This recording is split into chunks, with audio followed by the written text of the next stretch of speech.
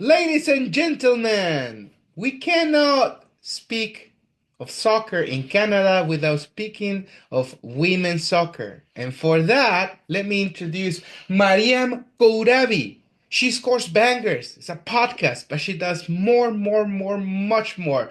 Welcome to Sports Canacos. How are you doing? I'm doing really well. How are you? Good, good. Very nice to have you. And because I've seen you in so many other medias, CBC, all report like they use you as a reference. First of all, I'm very excited to have you. Congratulations on everything you've done. And tell us, what do you do and how did you start doing it? Thank you for that introduction. That is way too kind. It's a pleasure to be here. But yeah, I mean, you kind of said it. I have a women's soccer podcast called Scores Bangers, and I occasionally write plenty about Canadian soccer. But as we know, before April hits, a lot of our Canadian players are playing abroad. And so if I have to cover Canadian soccer, then I have to cover these players abroad. And so I always take a larger or further scope to cover these Canadian players and what they're up to when they're not in international camp representing Canada. But yeah, I kind of started covering the sport from a wider lens right before the Women's Euros in 2022. And it's been a lot of fun since then. And because Canada is such a staple and reference for women's soccer, and yet I don't think it's as big as it deserves to be. Where do Mhm. you think that will fit in the next 10 years, and why do you think it's going as slow as not and not as faster as men's? There's a simple answer to that, and it's the fact that we haven't had a professional women's soccer league in the country. An interesting fact that kept being brought up in the 2023 Women's World Cup is that there's only two countries that don't have a professional league. It's Haiti and Canada, which is quite a big statement, I think, when you look at the rest of the world and where I think the game has caught up, where you need to have a professional league in order to push the game forward. And so I think Canada's actually been blessed to have a phenomenal women's national team with some incredible names, some legendary players that have gone through the program. And so I think that is what has saved Canadian soccer and Canadian women's soccer in general. But why I would say it's slightly behind the rest of the world, it's because we don't have a league just yet. And obviously, the Northern Super League is launching in April, and that is supposed to be the start of something very special and something very new. And I really do believe, I think if you look at maybe in the next 10 years when we assess the league and how it's been doing and the professionalization of the league. And, they're launching with 6 teams in the inaugural season, but we're going to continue to see that expanding. I think in 4 years, they're hoping to be at least 8 teams. And so not only are we going to see it expand across different locations in Canada, Canada is a gigantic country. And so there's so many locations that this will have to cater to, and that's exactly what it's going to do. But I think that is the changing point and that's the turning point. And it's all going to start in April. And so I think if you had asked me this question a year ago, I wouldn't be as hopeful. I'd be a little bit more negative. But I think now that we know there's something happening, professional soccer is coming here. And I think too, if you look at the players that have been signed so far, I think we're just hitting number 75 of number of players being signed at the time of the recording. When you look at the players, it's some youngsters that are absolutely phenomenal. They're about 18, 19. You have other, again, kind of up and coming names that are still in the collegiate system in the US. And then you have veterans who have been playing abroad their entire career and they want to come back. And I think the diversity and the variety of names that are coming into the league, whether they're rookies that are just starting their career or veterans that really know the game, they've gone through the struggles of having to find a professional contract away from home. I think it means that we're going to have a very special sort of soccer here in Canada. And the whole motto of the league is that it's built by women for women, which is brilliant. And that's really reflected in the leadership groups across the clubs. All 6 clubs are mainly led by women, which is a category that's been severely underappreciated in Canada. We have some brilliant, intelligent, smart individuals in this field that have had to go work abroad.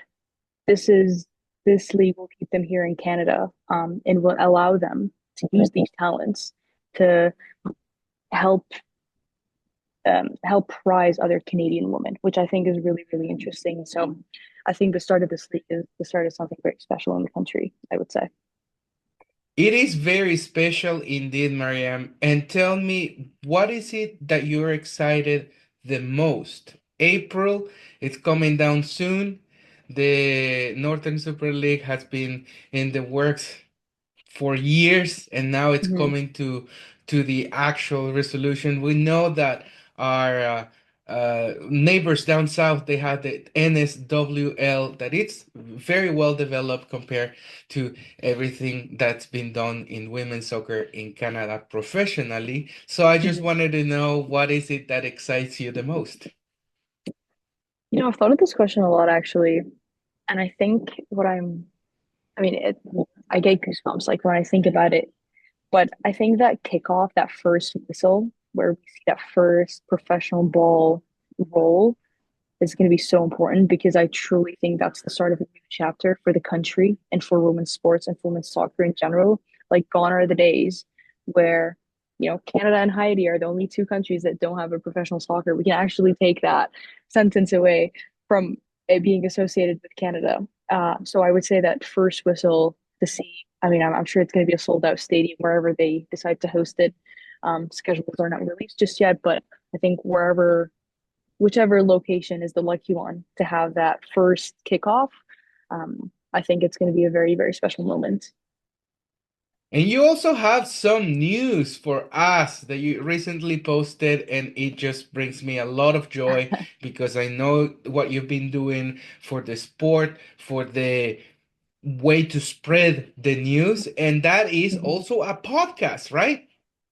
Yes, the NFL and I just recently are working on a collaborative podcast for 12 exclusive interviews. Each club is going to get 12 episodes. We actually haven't revealed this just yet, so maybe this is a little exclusive here.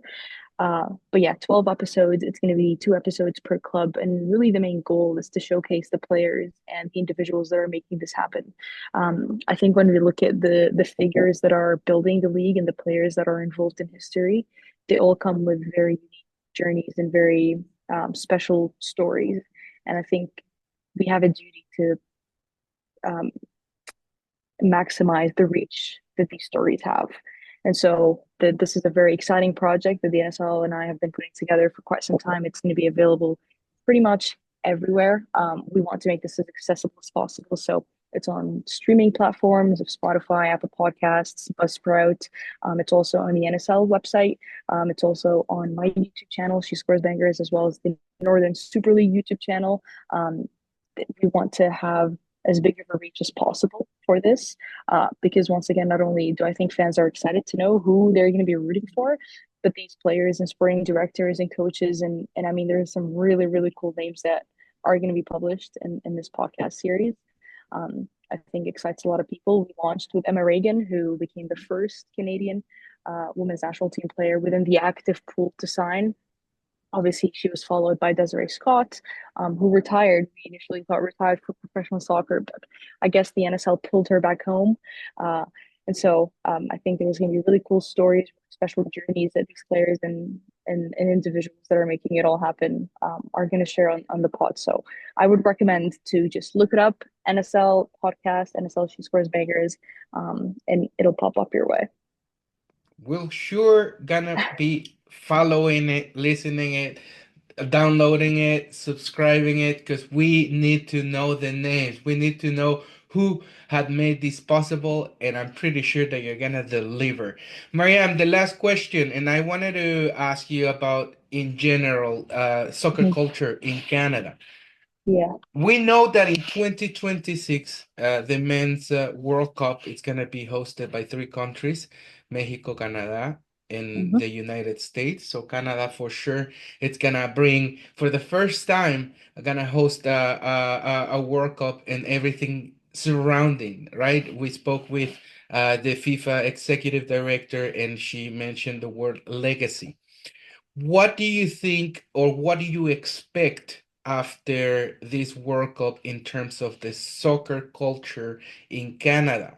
How was it when you grew up? How was it 10, 15 years ago? How is it now? How is it going to be in the Mhm. next 5, 10, 25 Yeah, years? What are your expectations? yeah. Well, I think what's so interesting about soccer in Canada that it's actually one of the most popular sports when it comes to registration numbers, when it comes to youth camps across the country. There's a lot of available data that suggests that kids love to play soccer. They love to uh, register for soccer camps. Parents love to enroll their kids in soccer, and so the numbers are actually very, very high. They're comparable to one of the highest in the world when it comes to registered numbers in soccer. I think that the thing that the country's lacked most with is keeping and retaining those numbers in the sport and allowing them to go professional. And so I think with the Canadian Premier League, I think it's been running for about 7 years now. We're continuing to see it hit height by height, but I don't think we can shy away from the fact that I think a lot of folks had hoped to see faster progression of the league, and I think the World Cup being hosted here across three different cities is going to be that extra fuel that the league has really been calling for to really push it. And I think beautifully too, it's like everything is working together. Simultaneously, the men's national team is reaching new heights. They've kind of started this new era with head coach Jesse Marsh, who has really embodied, I think, core values that we hadn't seen before from the team. This kind of aggression, sort of, they want to go forward. They want to continue improving. They want to get the most out of the youth in the country. Obviously, in the 2023 Cup, that was huge. Or sorry, 22 Qatar Men's World Cup, it was huge. They made a comeback into the World Cup um, in Copa America. And so I think we're seeing the men's team take new steps that we haven't seen them do that before. I think the leadership with Canada Soccer, Kevin coming in, it's beautiful to see everything happening at the same time, almost in parallel worlds where everything is moving forward. And so I think the World Cup hosting comes at a perfect timing. I think a lot of it is timing. Had this World Cup been hosted, let's say 2022, I don't think we would have this much momentum. I think the way it comes in 2026 is great. It's all about timing. I think when it comes to momentum and pulling forward, um, and similarly with the women's national team, the fact that visitors around the world and fans from all across the globe are going to come here. We're going to be talking about professional soccer, men's or women's, and the NSL is going to be talk of the town potentially in certain cities. I don't doubt that we're going to see advertisements happening. I think we're going to see a lot of effort and push from marketing. I think plans to be able to include the NSL and the CPL in many of those conversations. And so I think the World Cup coming here is an exciting buzz. I think the city is very excited. The cities, all of them, are pretty excited to host something as exceptional as this. It doesn't get much bigger than the World Cup, let's face it. Canada hosted the 2015 Women's World Cup, but again, it was about timing where at that time, professional soccer wasn't where it is today. And so Canada didn't really use much of that momentum. Had they hosted the Women's World Cup, for example, 2023, it's different. So it's all about timing, which is why I think next year having the World Cup here co-hosted in Canada is going to be really exciting. And I think it tells a very bright future for soccer in the country for both the men's and the women's national team. And I think this is something that we don't talk about enough is that for women's soccer to seriously thrive and use all its potential in the country, it needs men's Canadian soccer and vice versa. Uh, I think historically we've known the women's to do much better. I mean, they've podiumed 3 times at the Olympics. They've won gold, but there's always that missing moment, and that missing moment was the NSL. But it was again, you can't have that without success of the men's. So I think it's important that we have both men's and women's Canadian soccer on the map because together that's how you have a successful program all around, which I think is really exciting that it's all happening at the same time. And what do you say? You mentioned something about the professional, right? Like that's the part that was missing. What do you see in terms of Mhm. professional sports? Where do you see soccer fitting in? As we know, Canadians for Mhm. the longest time has been number one hockey.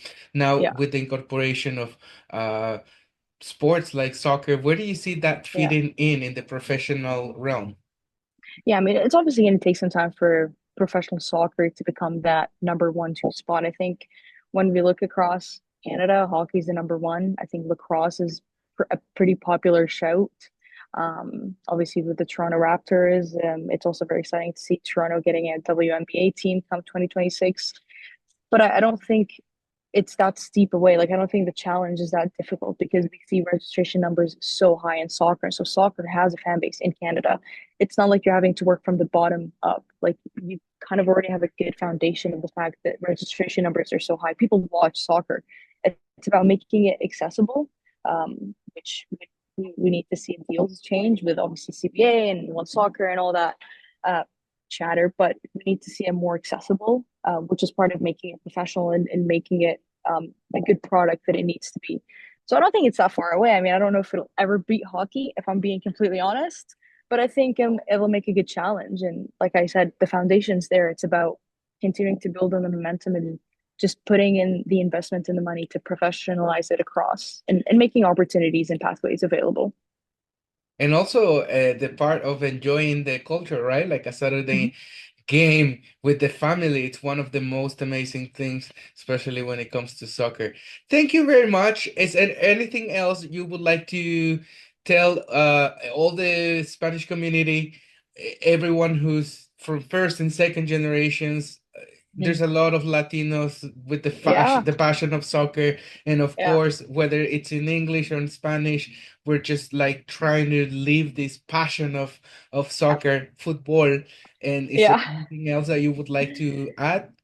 I mean, the message is pretty universal. Like, go out and watch women's sports, women's soccer, support it. Like, I think Liga MX is building something so, so special. Like, it's on my bucket list to be able to hopefully travel down to Mexico and watch a professional game there. Obviously, they're pretty familiar with Carmelina Moscato and some of the history that she did in the league. But I think Spanish football, Liga F, is on the rise. I think it's such an exciting time. If it's Canada, US, Mexico, Spain, I mean, all across watch it. It's fun, and I think we're pretty lucky to live in an era to see it exponentially grow the way that it is.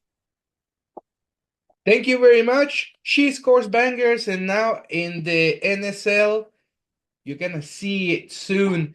All the podcasts informing, getting history of how this started, all the features. Thank you very much, Mariam. We're gonna be connected, and we hope to see you soon. Thank you so much. It was great chatting with you today.